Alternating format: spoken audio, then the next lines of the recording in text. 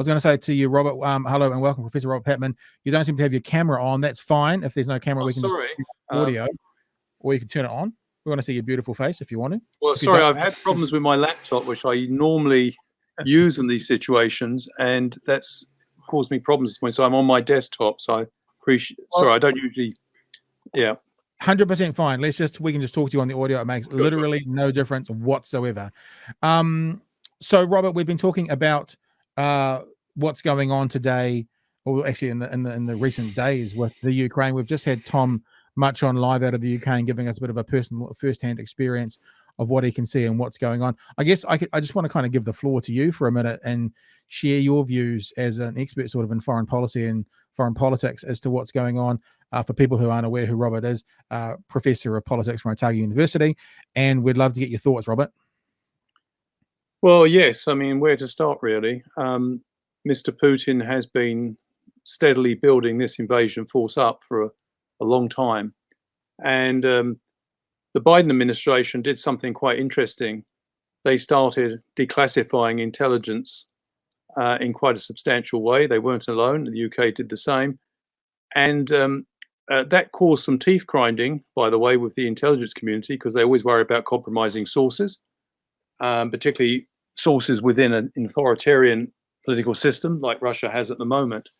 But the interesting thing about the warnings of invasion, I remember it was about 10 days ago that Mr. Putin dismissed the idea that there'd be any invasion of Ukraine. The fact that the United States made these repeated warnings, I think, did two things. First of all, it's complicated Mr. Putin's decision making. I mean, ideally, he probably would have liked the world to be caught by surprise by the invasion. But secondly, and most importantly, it set up a bit of a debate within Russia. Several senior Russian military sources, now retired, but presumably with close links to those serving in the Russian military. Under Russian law, those serving can't speak on political matters, but those retired can. So they may be acting as a bit of a reflection of some of the concerns. Now, two senior military people, and I mean very senior, warned Putin against invading the Ukraine, said it would be a catastrophe. It would not be a tea party. The Ukrainians would resist, and that Mr. Putin, amongst other things, was grossly underestimating the hostility towards Russia, not only in Ukraine, but also Eastern Europe generally. Robert, we've actually got a clip here from one of Putin's head spies. This may be what you're talking about, or it may be just running alongside it. Even though you're on your desktop, can you see us? Are we coming through loud and clear? Yes, I can see it. Yeah, sorry. I apologize. That's right. No, it's no problems at all.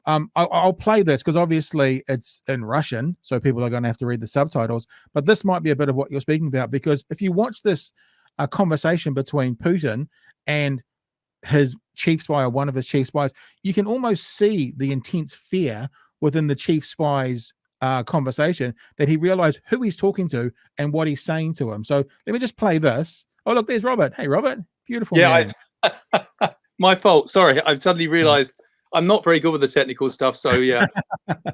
So let's just play this, and you can speak to this after that, Robert. Jeremy, you can jump in as well, and we'll see what people have got to say.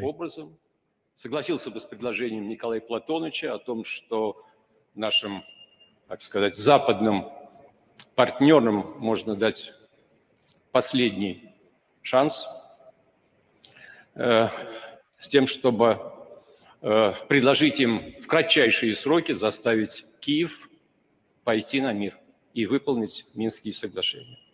В противном случае мы должны принять то решение, о котором сегодня говорится. Значит, в противном случае вы предлагаете начать переговорный процесс? Нет, я... Или признавать суверенитет.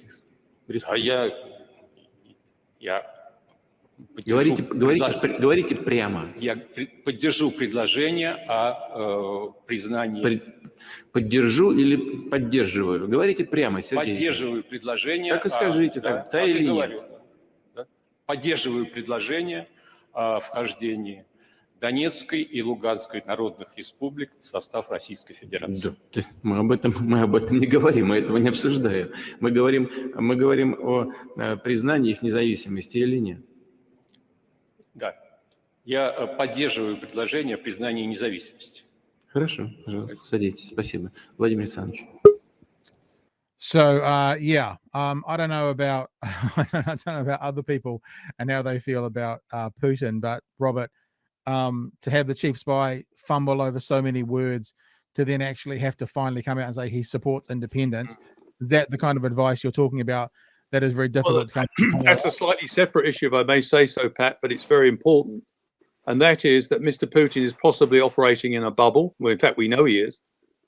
Because not only has he removed most effective political opposition, but he has concentrated ever more power in his own hands, which means even his top advisors, as you've just seen there, tremble if they think they're contradicting him.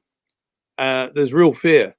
But the downside of that is, after 22 years in power as president or prime minister, Mr. Putin is not always getting the unvarnished truth. He's not getting robust, independent advice. No one's saying to him, Mr. President, you're talking nonsense.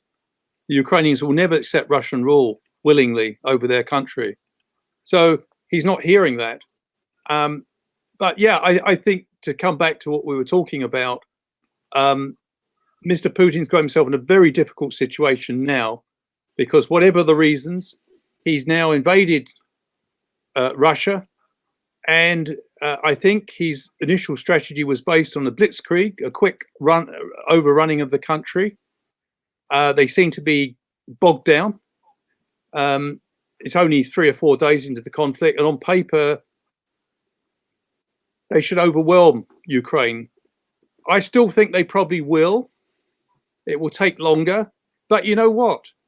That is still a losing situation for President Putin, because even if he overthrows the government, he is not going to be able to install a pro-Russian government in Ukraine that has the consent of the people there.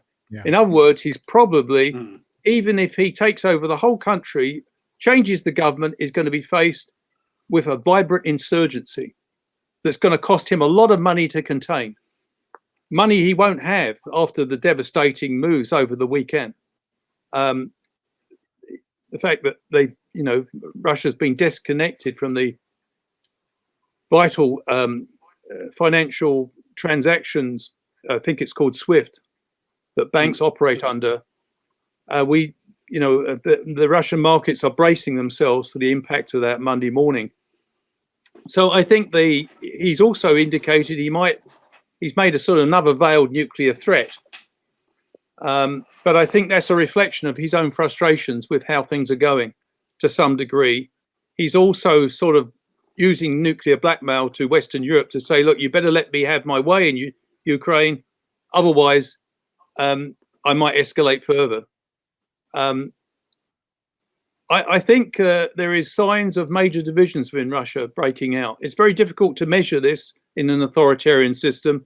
We've seen lots of protests, by the way. Doctors have very bravely formed a petition against the war. So there's quite a lot of people have been arrested in Russia protesting. But it's an extraordinary situation. You see, Mr. Putin have told himself he's had an obsession with Russia going back to 2008, maybe 2007, when he told an astonished George W. Bush, when Bush was president, that Ukraine was not a proper country. And he's reconfirmed that a week ago when he said, in a speech justifying the invasion, or just before the invasion, he said that Ukraine was a creation of Russia, and Ukraine currently occupies ancient lands of Russia. So he doesn't recognize it, in Putin's eyes, he doesn't recognize Ukraine as a legitimate sovereign country. He sees it as, so from his eyes, he's not violating anyone's sovereignty. That's why he doesn't use the word invasion. He's simply reclaiming what he believes belongs to Russia. He's going home. Yeah. Problem is, 45 million people plus disagree with it. And it's a very serious situation. And also, one has to worry about his judgment at this stage. I've seen quite a lot of commentators suggest that this could be the beginning of the end for Putin's reign. I mean, do you think that's realistic, or is that optimistic? No, I've taken that view for some time. I think it's a catastrophic misjudgment, Jeremy. The thing is, unilateral use of military power by superpowers has a very poor track record in the post-Cold War era. I can't think of any successful use.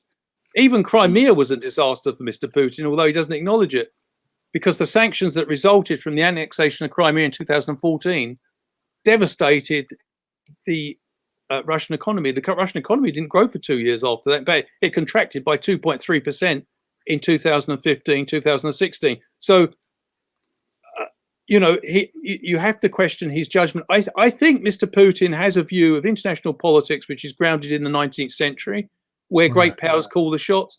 He kept talking about the problems he was having with the Ukraine government, but he never sat down with President Zelensky and tried to hammer out a solution. He kept going to President Biden. He kept trying to engage the Americans. And I think he has set in motion a situation which he could well blow back on him. And lots of young Russians are dying, and young Ukrainians. This is a tragic situation. And what was it all about? It was about shoring up Putin's political base in Moscow. Right. He was extremely concerned. The last thing he wants is a vibrant democracy next door in Ukraine. He's already been rattled by signs of popular protest in neighboring Kazakhstan and Belarus. And Ukraine presented a particular threat because, ironically, since Russia annexed Crimea, that has pushed Ukraine further towards the Western camp. And so it is a problem. I think it may take a year or so, but I think unless he can quickly retrieve this situation, unless he can make a military breakthrough relatively soon, he could well find Russia ensnared in a very messy conflict. And I think there's already opposition to him within the Russian military sector. Apparently, some of the troops are not fighting particularly well in Ukraine. Some of them are demoralized and wondering what they're doing there. And as I say, this is a situation, even dictators, and he is basically a dictator, can come a cropper. After all, lots of people are dying from a decision he's made. And I don't think some people, it might be someone within his regime or within his entourage, decides to make a move. But I personally think that protests, as the economy comes under strain, will multiply. So I think Mr. Putin has probably overextended himself and will probably pay the price politically.